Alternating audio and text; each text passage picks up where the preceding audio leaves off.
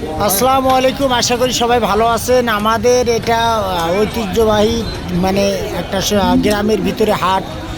এই হাটে আমার একটা দাবি দেওয়া হলো, সেটা হলো লক্ষ লক্ষ মানুষের মুখের দিকে তাকায় আমার এই দাবি দেওয়াটা যে এই বিশাল বড় হাটে নাই প্রস্রাবখানা, নাই টয়লেট।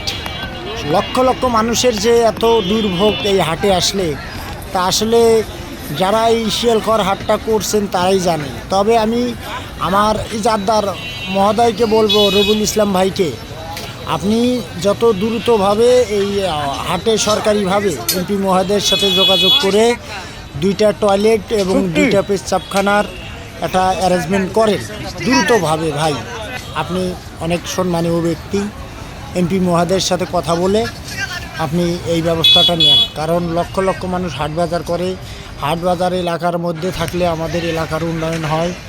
তারপরে মনে করেন আমাদের চারিদিক দিয়ে লাভবান আমরা। তাই এই জন্য আমি বারবার আমি বলতেছি, এত বড় একটা হাটে কোটি কোটি টাকা ডাক হয় হাটটা, এই হাটে আমাদের টয়লেট নেই, প্রস্রাবখানা নেই, খুব সমস্যা, দুর্ভোগ মানুষের। তে মানুষ আইসা টয়লেট খুঁজে পায় না, প্রস্রাবখানা পায় না, খুবই সমস্যা।